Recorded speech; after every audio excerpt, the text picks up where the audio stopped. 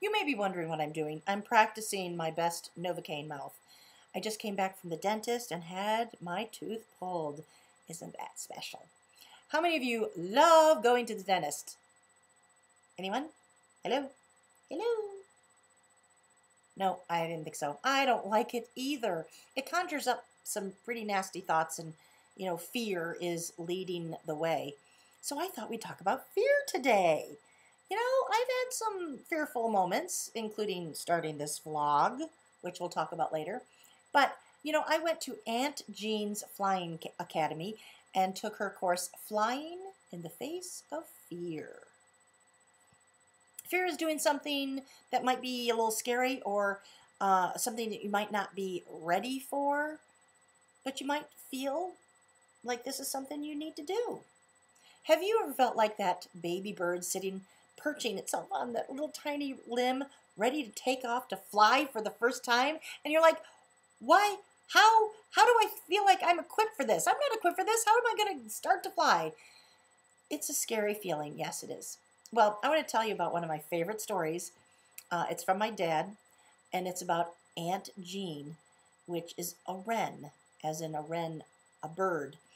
I don't know why exactly this bird reminded my dad of his aunt, but she does. So her name is Aunt Jean, I mean. Every year, Aunt Jean would come back to his greenhouse and set up housekeeping there. She had left a nest there from the year before, and she'd lay her eggs there, and the babies would get hatched. And, the first time Dad came in, Aunt Jean kind of fluttered around and kind of squawked at him angrily. And the next time Dad decided, okay, I'm going to start coming in chirping back to her. And pretty soon, Aunt Jean got used to it and would let him partake in the whole, to be a witness to this glorious event. It was really cool. So I always look forward to his emails. This is my favorite email of all that he sent to me. I was working in the garage on Saturday and heard this continual chirping like Aunt Jean did when we were first getting acquainted. So I went out to the greenhouse, and there were the 4 little birds as they were getting their wings. Both parents were giving encouragement and issuing instructions. I watched fascinated as the babies would miss the branch they were heading for and fall fluttering to the ground. Aunt Jean would advise where their flight plan had failed and encourage them to try again. One of the babies hobbled around on the ground after a crash landing and insisted he had broken his wing.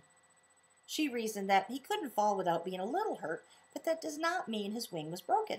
She kept telling them that falling is not a failure unless he doesn't get up again.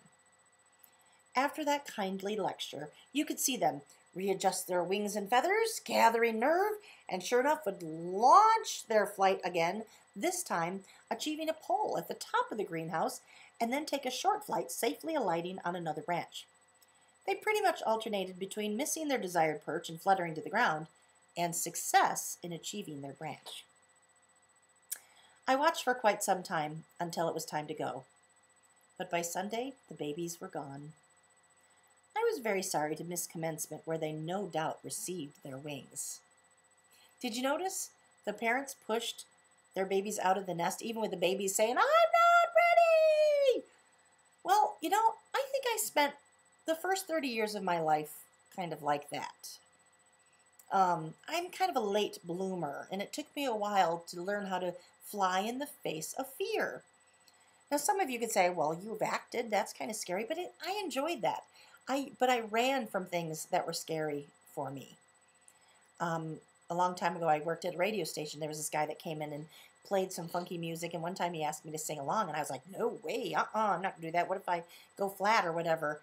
And in all reality, I had sung for a long time, about my whole life, but oh no, I wasn't going to take that risk. But God wanted to just see my availability. He wanted to see my willingness. So along the way, my desire to not be scared became greater than my desire to protect myself. So I decided to take Aunt Jean's flying lessons. Today I don't have my act together. I still get scared, but I have written a couple books, and I've done this vlog, this video blog. You may not know the background story to this all, but it was a really scary thing. I compare it to like running nude through the Super Bowl. Kind of, you're putting your whole self out there. And I hate to admit it, but, you know, at first it was a little intimidating, thinking, what if they judge the way I'm looking? What if they don't like my 2 inches thick of dust on the ceiling fan? Worse yet, what if they don't like my content? Yeah. But the funny thing is, after a couple weeks of doing it, 4, 5, 6, 7 weeks of doing it, you know, I'm kind of like, yes, I've fallen on the ground. I've done these interviews where we were cut short after the first point. I've done like last week's where the lighting was awful because I'm trying different angles here. Yes, and thank you for sticking by me on all these things. So yeah, I'm fluttering to the ground. Some are failures. Some I'm lighting on where I'm supposed to light. But it's getting easier after a couple of these weeks. So if you're scared of doing something, I encourage you to take lessons too. You know, you might be a CEO of a ministry, but you might be scared of talking to your mom. Or you might be wondering, should I start this new business or this new ministry? Who knows? Well, here's what Aunt Jean recommends. Be willing. Sign up for those lessons. And you do know who's behind Aunt Jean and all her wisdom. Ah, insert heavenly music right here. Yes, God! He's the one that fills the Bible with all sorts of encouragement, like putting on the full armor of God. It's so cool. Let me read some of that to you. Stand firm then, with a belt of truth buckled around your waist, with the breastplate of righteousness in place, and with your feet fitted with the readiness that comes from the gospel of peace. In addition to all this, take up the shield of faith, with which you can extinguish all the flaming arrows of the evil one. That's good stuff, isn't it? Second one, go out on a limb. The great missionary Hudson Taylor said, God's way will not lack God's supply. Point number 3, be brave. You may flutter and fall, but the action, the stepping out in faith is what matters. Comedian Judy Carter says, brave people are not afraid. What distinguishes them is that they act despite the fear. And we are brave because we put our trust in God. So, are you ready to take your flying lessons? Tell us what you're afraid of. Now, you don't have to spill the whole thing unless you want to. But tell us a little something about what you're afraid of and what you think you might want to do. And even if you don't have any answers, just tell us. I want to hear what you have to say. In the meantime, I'll be writing up some quotes and verses on my blog part of the vlog so that you can stand and be willing, expectant, and brave. Till next time.